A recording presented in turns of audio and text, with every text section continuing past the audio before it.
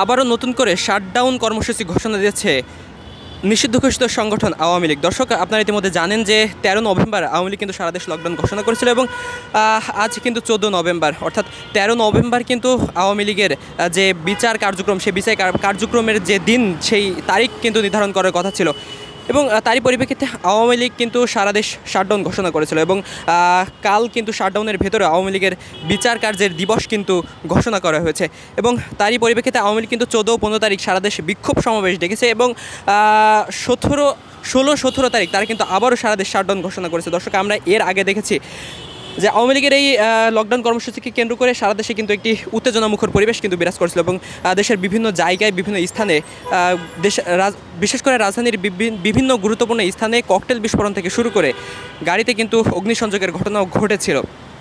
তার ধারাবাহিকতা আমরা দেখছি যে আইনশৃঙ্খলা বাহিনী কিন্তু তৎপর অবস্থায় রয়েছে। আওয়ামী লীগের নতুন কর্মসূচিকে কেন্দ্র করে আবারও কিন্তু সতর্ক অবস্থানে রয়েছে আইনশৃঙ্খলা বাহিনী। এই মুহূর্তে দেখতে পাচ্ছেন যে একদম হাইকোর্টের যে মূল ফটক রয়েছে, সেই মূল ফটকের সামনে আইনশৃঙ্খলা বাহিনী অর্থাৎ বিজিবি এবং পুলিশ সদস্যের একটি টহল দল কিন্তু এখানে অবস্থান করছেন এবং টহল দিচ্ছেন। সার্বিক নিরাপত্তায় তারা কিন্তু জোরদার রয়েছে। দর্শক, এর আগে আমরা দেখেছিলাম 13ই নভেম্বর আওয়ামী লীগের লকডাউন কর্মসূচিকে কেন্দ্র করে রাজনৈতিক দলগুলো এবং বিভিন্ন সংগঠনের যে সকল নেতৃবৃন্দ রয়েছে তারা কিন্তু বিভিন্ন ধরনের সংগ্রাম এবং বিভিন্ন ধরনের মিছিল কিন্তু করেছিল। আমরা দেখেছিলাম গতকাল আওয়ামী লীগের কেন্দ্রীয় কার্যালয়ের সামনে শিবির থেকে শুরু করে জলাই যোদ্ধারা এবং বিভিন্ন রাজনৈতিক সংগঠনের যে সকল নেতৃবৃন্দ রয়েছে, যে সকল কর্মীরা রয়েছে তারা কিন্তু অবস্থান করেছিল এবং আওয়ামী লীগের এই লকডাউন কর্মসূচি কিন্তু ব্যর্থ করেছিল। দর্শক, আবারও কিন্তু আওয়ামী লীগ তাদের নতুন কর্মসূচি ঘোষণা করেছে, অর্থাৎ 14-15 তারিখ তারা কিন্তু সারা দেশে বিক্ষোভ করবে।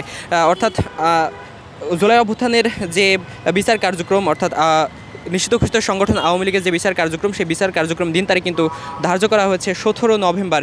এই 17 নভেম্বরকে কেন্দ্র করে আওয়ামী লীগ নতুন কর্মসূচি দিয়েছে, সারা দেশের বিক্ষোভ কর্মসূচি করছে এবং সেই বিক্ষোভ কর্মসূচির পাশাপাশি তারা 16 এবং 17 নভেম্বর সারা দেশ আবারও শাটডাউন ঘোষণা করেছে। তারা বলেছে যে গত 13 নভেম্বরের মতো 13 নভেম্বর তারা যেমনটি বলেছিল যে পুরো ঢাকা শহর তারা কিন্তু অচল করে দিবে, তারা কিন্তু আবারও বলছে যে 16 এবং 17 তারিখ তারা আবারও ঢাকা কিন্তু অচল করে দিবে। তারই ধারাবাহিকতায় দেখতে পাচ্ছেন রাজধানীর বিভিন্ন স্থানে আইনশৃঙ্খলা বাহিনী সতর্ক অবস্থায় রয়েছে। রাজধানীর বিভিন্ন মোড়ে মোড়ে এবং বিভিন্ন জায়গায় আইনশৃঙ্খলা বাহিনীর টহল দল কিন্তু টহল দিচ্ছে। সার্বিক পরিস্থিতি মোকাবেলায় আইনশৃঙ্খলা বাহিনী সদা তৎপর রয়েছে।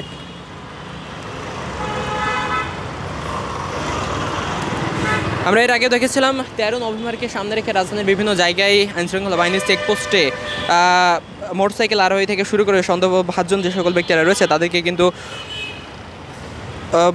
চেক করার মাধ্যমে ঢাকায় প্রবেশ করতে দেওয়া হয়েছিল এবং ঢাকার প্রবেশ মুখগুলোতে কিন্তু কঠোর নিরাপত্তা ব্যবস্থা গ্রহণ করা হয়েছিল। এই মুহূর্তে ঠিক সচিবালয়ের সামনে থেকে আপনাদের ঠিক হাইকোর্টের যে মূল ফটক রয়েছে সেই মূল ফটক থেকে আপনাদের দেখানোর চেষ্টা করছি। এখানেও কিন্তু আইনশৃঙ্খলা বাহিনীর একটি টহল দল টহল দিচ্ছে এবং দেশের সার্বিক পরিস্থিতি নিয়ন্ত্রণে তারা কিন্তু সদা তৎপর রয়েছেন। আওয়ামী লীগ যাতে কোনো ধরনের কোনো কার্যক্রম করতে না পারে সে ব্যাপারে তারা কিন্তু সদা তৎপর রয়েছেন।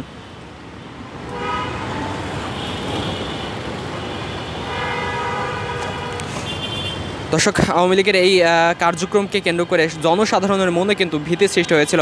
অর্থাৎ 13 নভেম্বরকে সামনে রেখে রাজধানীর বিভিন্ন জায়গায় ককটেল বিস্ফোরণ এবং বাসে অগ্নিসংযোগের মতো ঘটনা কিন্তু ঘটেছিল। তার ধারাবাহিকতায় জনমনে কিন্তু একটি ভীতি সৃষ্টি হয়েছিল।